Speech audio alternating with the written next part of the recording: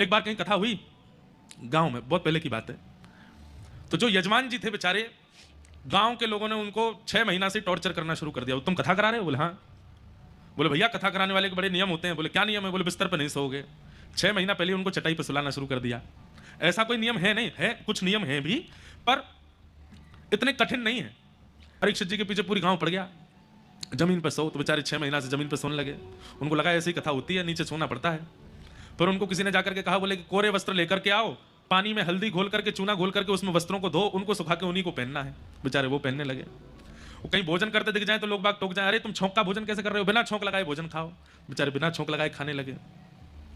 अब तो उनकी स्थिति ऐसी कर दी महाराज, वो पत्नी से वार्ता भी करें, अरे तुम ब्रह्मचर्य का पालन करो, तुम दूर जाके बैठो, पत्नी सामने आ जाए तो आंखों पे हाथ धर लो। इतने नियम करवा दिए उनसे। जब 6 महीने बाद हम पहुंचे तो बेचारे ऐसे लग रहे थे जैसे हैंगर पे कपड़ा टंगा हो, पतले दुबले बेचारे, मुख के सारे तोते उड़े हुए थे उनके, भद्र कर दिया था उनको, और गांव के लोग उनको चला रहे थे। हमने जब जाके उनको देखा, मैंने कहा भैया ये आप इतने नियम, पूरी जनता तो बैठ के सुनती कथा पंडाल में, वो अलग से बाहर निकल के जमीन पर मिट्टी पे बैठ के कथा। एक दिन हमने पूछा, बेचारे आए बड़े दीनहीन से, दुखी आ रहे, 6 महीना से इतने कष्ट में थे। मैंने कहा आप ठीक हैं? बोले हाँ महाराज जी ठीक हूँ, बस निर्विघ्न कथा हो जाए। मैंने आप इतने परेशान क्यों लगते हो चेहरे से? नहीं महाराज जी वो नियम का पालन कर रहा हूँ ना, परीक्षित बनने का कोई वो तो बड़ी सामान्य बात नहीं है। तो जब उन्होंने अपने नियम बताए, मैंने कहा भैया जय हो। किसने बताए नियम? बोले गांव के लोग सब बोलते गए।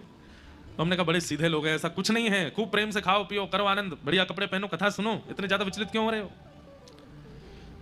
ऐसी स्थिति। अब जैसे ही हमने उनको बोला तो बोले अच्छा महाराज जी बिस्तर पर सो सकते हैं? मैंने कहा हाँ सो, क्या दिक्कत है, कोई ऐसी बात नहीं, गांव के लोग सीधे हैं। वो बेचारे बहका गए आपको, आप बहक गए। इतने प्रसन्न हो गए, तुरंत मुझसे बोले महाराज जी एक बात बताइए। बोले क्या? हम बीड़ी पी सकते हैं? मैंने कहा भैया तुम बीड़ी क्यों पियोगे? बोले कि वो भी तो 6 महीना से छुड़वा रखी है। बिस्तर पर ना सोने का इतना कष्ट नहीं है, पत्नी से ना बोलने का इतना कष्ट नहीं, उसका बहुत कष्ट है, हम एक बार करें। मैंने भैया सुनो, यही नियम पालन करो जो गांव वाले ने बताया। बिल्कुल नहीं पीनी है। तो गांव के